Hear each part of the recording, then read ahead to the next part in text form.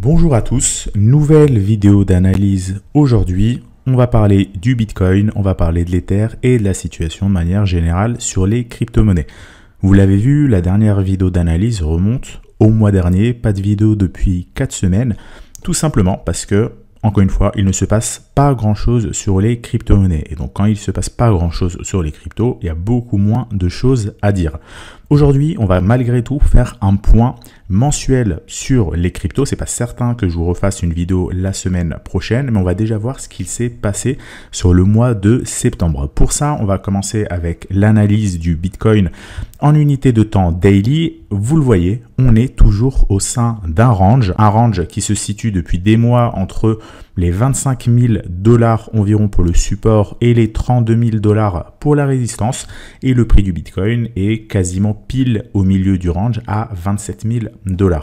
Dans la précédente vidéo d'analyse du mois dernier, le Bitcoin était à 26 000 $. Aujourd'hui, il est à 27 500 environ.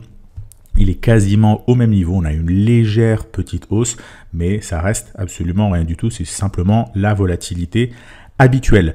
Donc voilà par rapport au Bitcoin, toujours au sein de son range, et les scénarios sont exactement les mêmes que ceux de la précédente vidéo d'analyse, mais également les mêmes que ceux d'il y a plusieurs mois, parce qu'on est dans une situation toujours identique au sein du range.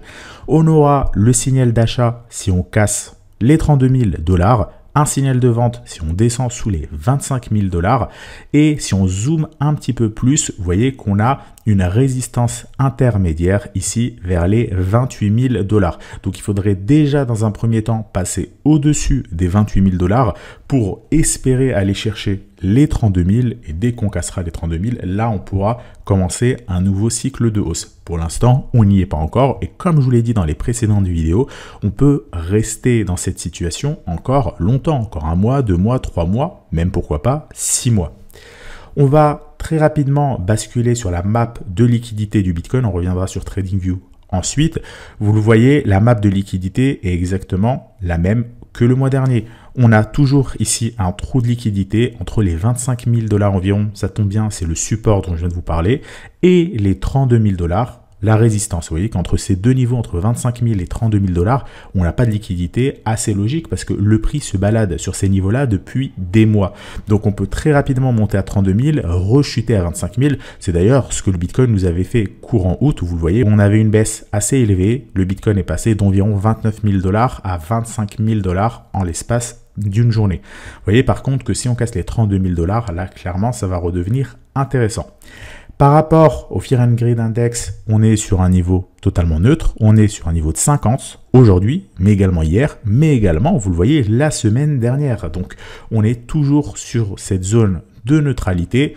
On est pile sur une zone pivot. On peut très bien aller casser les 28 000 $ et chercher les 32 000. Là, le Fear and Greed devrait repasser au-dessus des 60.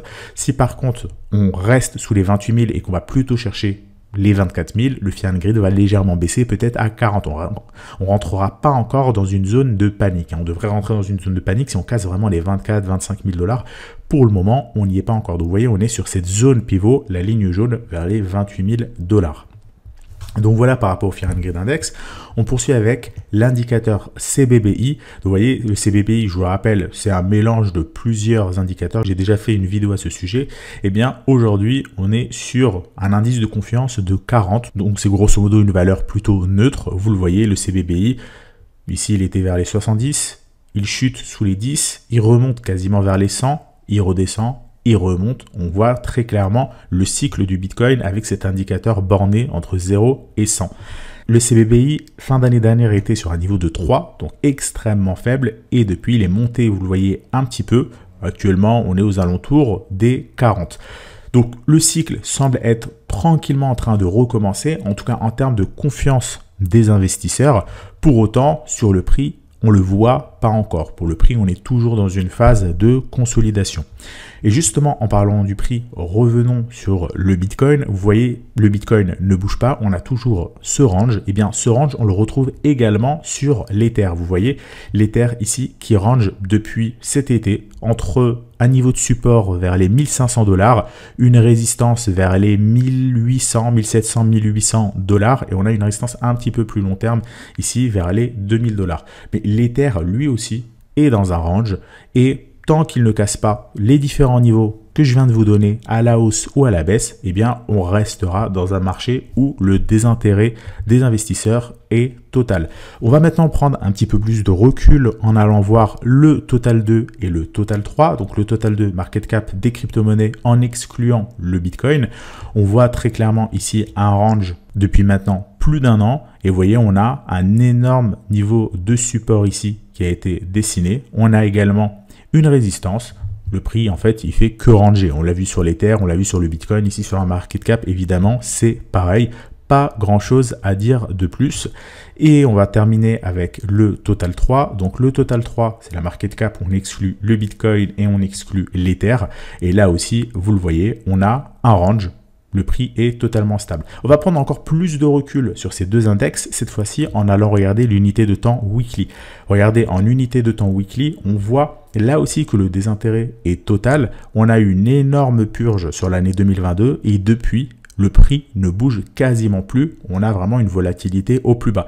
C'est également ce qu'on a pu avoir sur la fin du dernier cycle. Vous voyez ici, on a eu une énorme purge. Ensuite, le prix est reparti. Sur le total 2, c'est tout aussi flagrant. Hop là, vous voyez, on a le cycle de 2017 qui était fortement haussier. On a eu une énorme purge et ensuite un désintérêt total où on a eu un marché qui range. Pareil là, grosse hausse sur l'année 2020-2021. Une énorme purge et là le désintérêt est encore plus total que ce qu'on a pu avoir en 2018-2019. Là, d'accord, on rangeait, mais on avait quand même un minimum de volatilité. Ici, vous le voyez, on n'a vraiment plus du tout de volatilité. Depuis maintenant un an, le prix fait du surplace. Donc évidemment, quand vous avez le prix des crypto-monnaies qui ne bouge pas, qui fait du surplace, bah, ça n'aide pas forcément les personnes à s'y intéresser et ça n'aide pas forcément le prix à monter. C'est un peu le serpent qui se mord la queue. Il y a un effet de levier évidemment dedans, dans le sens où si le prix ne bouge pas, de moins en moins de personnes vont s'intéresser, donc le prix va encore moins bouger, etc. Et de l'autre côté, si le prix explose, de plus en plus de personnes vont s'intéresser, qui vont encore plus faire monter le prix, et donc encore plus de personnes qui s'y intéressent. Donc voilà, on a un peu malheureusement actuellement ce cercle vicieux, qui peut se retourner en cercle vertueux dès lors qu'on sort de ce range. Vous le voyez ici, la volatilité ne bouge pas, mais suffit d'un pic de volatilité qu'on casse ce niveau de résistance pour aller réveiller à nouveau la plupart des crypto-monnaies. Pour le moment, aucun signal n'est en vue, aucun signal d'achat, aucun signal de vente. Vous le voyez à l'écran, on fait clairement du surplace. Le signal, on l'obtiendra dès lors qu'on aura un minimum de volume, dès lors qu'on aura un minimum d'impulsion, que ce soit une impulsion haussière ou une impulsion baissière.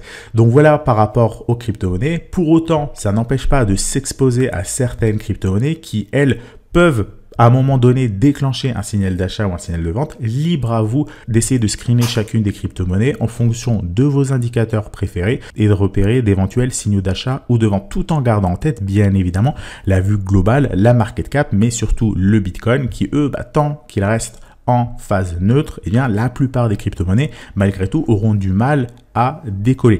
Si ça vous intéresse de suivre notre portefeuille, je vous le rappelle qu'on propose un service où vous allez pouvoir connecter votre plateforme d'échange où vous avez vos cryptos directement à notre stratégie et dès lors qu'on se positionne à l'achat ou à la vente, vos crypto-monnaies seront également achetées ou revendues.